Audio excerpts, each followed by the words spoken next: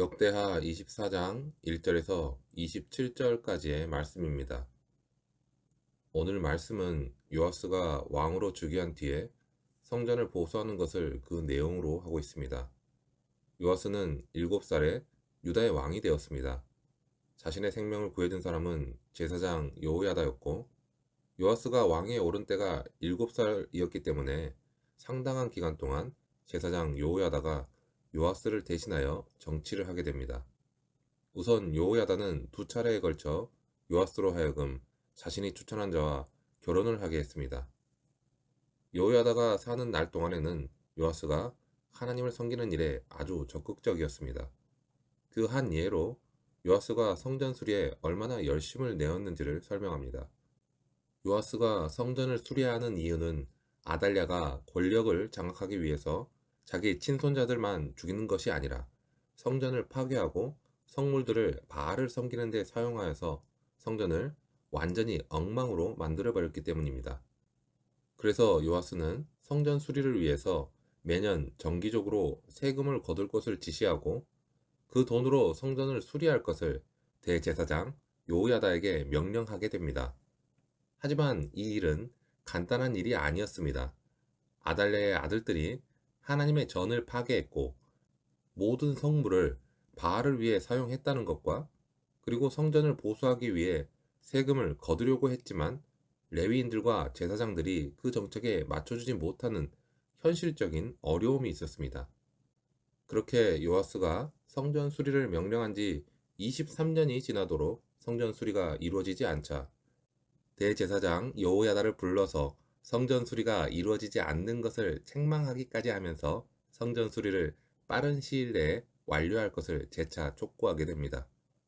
그동안 성전이 부서지고 성전 안에 바알의 우상들이 가득한 채로 방치되어 있었다는 것은 왕과 레위인들을 포함해서 유다의 모든 백성들이 하나님을 제대로 섬기지 않았었다는 것을 의미합니다. 그러므로 성전을 수리하는 일은 아달랴로 인하여 바알 우상 숭배로 크게 오염된 유다 백성들의 영을 정화하는 데 대단히 중요한 일이었습니다. 더구나 당시에는 제사를 드릴 곳이 예루살렘 성전 한 곳뿐이었기 때문에 성전 수리는 유다와 예루살렘 백성들의 신앙을 회복하기 위해서 가장 먼저 해야 할 일이었습니다. 요아스는 처음에는 제사장과 레위 사람들에게 유다 전역을 다니면서 이스라엘 백성들에게 직접 성전 세를 받아서 그것으로 성전을 수리하라고 명령했습니다. 그런데 제사장과 레위 사람들은 그 명령이 내려진 지 23년이나 지나도록 아무것도 하지 않고 있었습니다. 이에 요아스는 성전 입구에 헌금 궤를 놓고 백성들이 성전에 들어올 때 누구든지 자유롭게 그 궤 안에 헌금을 하게 하라고 명령하게 됩니다. 왕의 처음 명령으로 제사장과 레위 사람들에게 지시했을 때에는 아무것도 이루어지지 않았지만 백성들이 자발적으로 하게 했더니 온 백성이 즐거운 마음으로 궤 안에 헌금을 하였고 성전 수리를 맡았던 자들도 온 힘을 다해 성전을 수리하여서 성전이 본래의 모습으로 견고하게 회복을 하게 됩니다. 그런데 여호야다가 죽자 요아스의 열심을 내던 신앙의 모습이 사라지게 됩니다. 그의 열심은 하나님을 향한 열심이 아니라 여호야다의 마음을 얻기 위한 열심이었다라고밖에 볼 수 없는 모습이 되었습니다. 그는 여호야다의 눈치를 보며 살아온 것입니다. 요아스는 여호야다가 죽자 자신의 잘못을 지적하며 하나님의 심판을 전하는 선지자들의 말까지도 전혀 듣지 않게 됩니다. 그리고 우상 숭배에 빠지게 됩니다. 오늘 본문의 내용을 통해서 우리는 하나님께서 우리에게 바라시는 신앙이라는 것은 결국 하나님 자체를 사랑하지 않으면 그 신앙은 정말 한치 앞도 장담하지 못하는 신앙이라는 것을 요아스를 통해서 알 수 있게 하십니다. 14절에서 요아스의 이름이 아닌 여호야다의 이름이 기록되는 것으로 그가 세상에 사는 모든 날에 여호와의 전에 항상 번제를 드렸더라 라는 것은 요아스의 신앙은 단지 여호야다가 있을 때에만 신앙의 모습이 있는 유사 신앙이었다는 것을 알 수 있습니다. 17절과 18절을 보면 요아스는 여호야다가 죽은 뒤에 다시 아세라 목상과 우상을 섬기는 죄에 빠지게 됩니다. 이에 하나님께서 선지자를 보내셔서 다시 하나님께로 돌아오게 하려고 하시는 은혜를 베푸시지만 요아스는 하나님의 말씀을 듣지 않게 됩니다. 심지어 자신을 왕으로 세운 여호야다의 아들 스가랴를 죽이는 것으로 그 은혜를 저버리는 일까지 저지르게 됩니다. 결국 후에 아람 군대의 공격에 부상을 당하게 되고 신하들의 손에 죽임을 당하게 되는 것이 요아스의 인생이었습니다. 요아스의 신앙은 온전한 신앙이 아니었다는 것을 알 수 있습니다. 비록 그가 다윗의 계보에 있는 왕족이라는 것과 성전세를 투명하게 사용하여서 성전을 보수한 것은 사실이지만 그가 다윗이 하나님을 향했던 그 신앙의 계보를 이어가지는 않았다는 것을 알 수 있습니다. 아는 것을 믿는 것이라고 착각하며 살아온 사람들이 흔히 하는 말 중에 빠지지 않는 표현이 있습니다. 바로 나름대로 했다는 것입니다. 그 사람들은 대부분 한결같이 나름대로 열심히 신앙생활을 해왔다라고 말합니다. 이러한 나름대로의 신앙에 빠진 사람들은 하나님을 믿는 신앙조차 자기 기준으로 판단하기 때문에 성경적인 기준에서의 사랑과 용서와 화평, 그리고 주님과의 친밀함을 말하면 오히려 그것을 말하는 사람에게 그래서 당신은 완전합니까? 라고 반문을 합니다. 미움과 시기, 돈을 사랑하는 것, 비판과 수군거림을 경계하면 그런 죄를 안 지는 사람이 어디 있나요? 예수를 믿는다고 해서 내 현실을 무시할 수는 없잖아요. 라고 말합니다. 우리는 신앙생활을 해오면서 이러한 나름대로의 신앙을 가진 사람을 많이 만날 수 있습니다. 성경 공부나 신앙을 나누는 모임 중에도 나름대로의 신앙을 당연하다는 듯이 말하는 사람, 또는 나름대로의 신앙을 내려놓지 못해서 설교자나 그 신앙을 권면하는 사람을 비난하는 사람, 그리고 결론적으로 이제까지 제가 잘못 믿었다는 거네요. 그러면 이제까지 제가 믿은 것은 뭐가 되나요? 그건 저의 모든 것을 부정하는 것이니까 저는 인정할 수 없습니다. 라고 하며 결국에는 죄성에 매여 있는 자신의 모습을 인정하지 않는 사람도 있습니다. 우리는 진정한 복음 앞에서 자신의 신념과 그리고 생명처럼 쥐고 있는 나름대로의 신앙을 버려야 합니다. 귀로 듣고 머리로 이해하는 것을 믿음이라고 생각하는 오류에서 빨리 벗어나는 것과 그리고 자신의 삶을 정확하게 보고 현재 자신의 삶에서 실제가 되고 있는 것이 과연 예수님인지 아니면 나 자신인지를 정확하게 파악하는 것이 예수를 진정한 구주로 모시고 주님을 나타내는 신앙의 핵심입니다. 이러한 과정에서 자신이 붙잡고 있는 것을 버리는 것에 솔직해지면 자신이 자기 삶의 주인이 되어 살아왔다는 것을 실질적으로 볼 수밖에 없습니다. 내가 이제까지 정말 잘못 믿었다는 것을 정말로 처절하게 알아야 하는 것입니다. 그리고 그때부터가 시작입니다.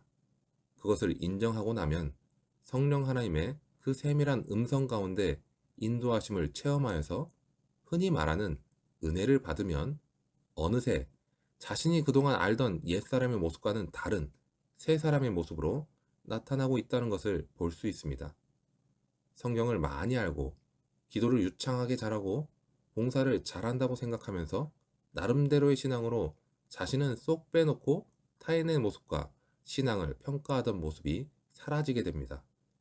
그렇게 복음을 안다고 착각하며 살아왔고 내가 내 인생의 주인이 되어 살아왔다는 정직한 고백이 있을 때 비로소 진정한 회개가 일어나게 됩니다. 기독교 신앙의 삶은 하나님께서 설정한 그 삶의 기준을 토대로 사는 것을 말합니다. 우리가 하나님께 받은 은혜를 기억하고 그 은혜 아래 거하는 비결은 로마서 12장의 말씀과 같이 바로 우리 몸을 하나님이 기뻐하시는 거룩한 산 제물로 드리는 것입니다. 바울은 복음의 은혜를 설명한 후에 그 은혜에 대한 반응으로 우리에게 헌신을 요구했습니다. 우리가 하나님께 우리 몸을 산 제물로 드린다는 것은 무슨 뜻일까요? 우리가 매일을 살아가는 삶 속에서 우리만의 생각과 뜻대로 살지 않고 하나님의 선하시고 기뻐하시고 온전하신 뜻을 분별해 그분의 뜻에 순종하는 것이 바로 하나님이 기뻐하시는 거룩한 제사이자 헌신입니다. 하나님의 은혜는 우리의 자발적인 순종으로 표현되는 헌신의 물길을 따라 막힘없이 흘러가게 됩니다.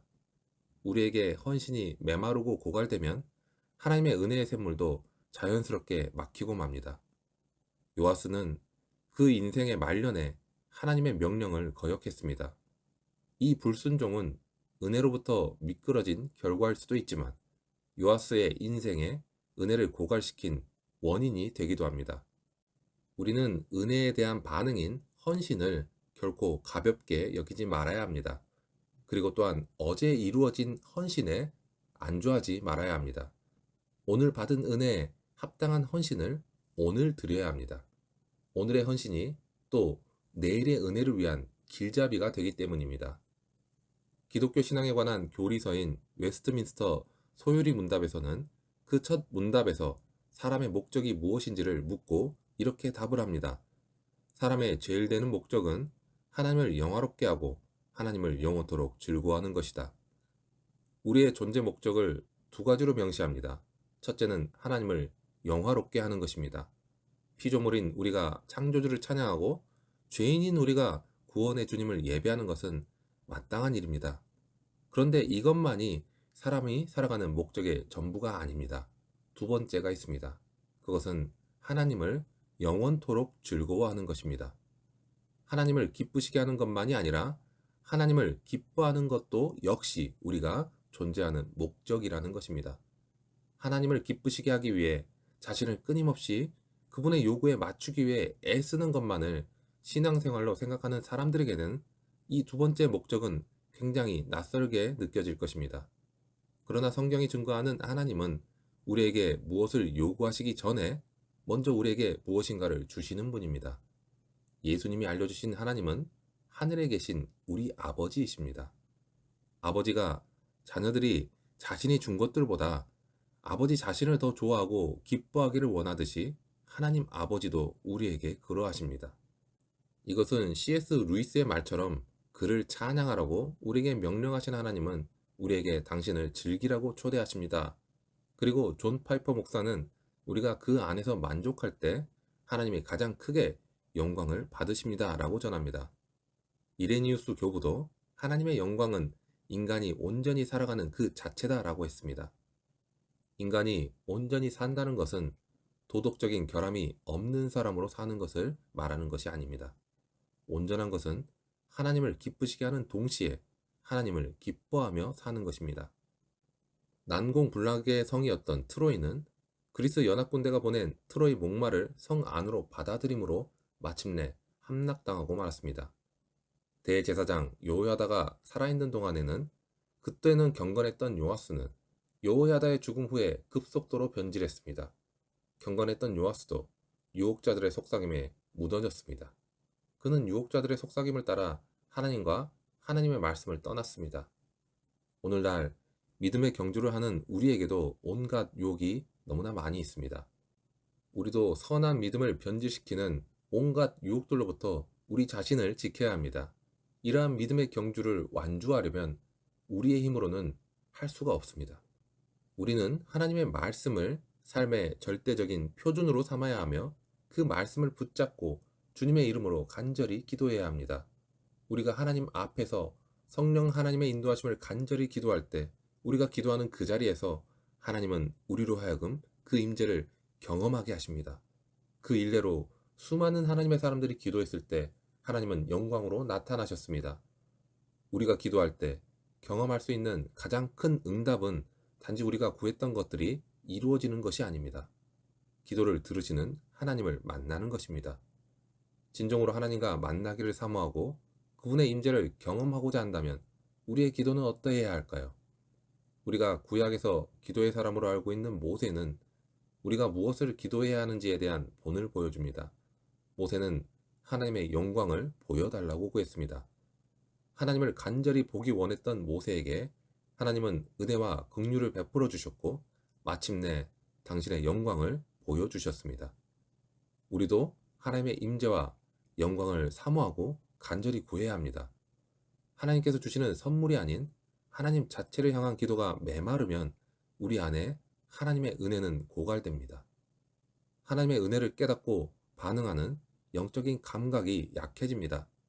그래서 우리는 하나님을 향한 기도를 쉬지 말아야 합니다. 기도 가운데 하나님이 보여주시는 그분의 임재와 영광을 경험해야 합니다. 온 마음으로 하나님을 구하고 찾을 때 하나님이 우리를 만나 주실 것입니다. 하나님께 기도로 나아갈 때 우리는 그분의 은혜 가운데 머물 수 있습니다. 하나님이 함께 하시는 것을 경험하는 것보다 그리스도인에게 감격스러운 일은 없습니다. 우리가 하나님과 만나기를 사모하고 간절히 하나님을 구할 때 우리는 살아계신 하나님을 경험하게 될 것입니다. 기도에 응답하시는 자비로운 하나님을 만나게 될 것입니다. 기도와 함께 매일의 삶에서 하나님의 뜻에 순종하는 사람들에게 주시는 하나님의 마르지 않는 은혜를 풍성히 누리는 우리 모두가 되기를 소망합니다.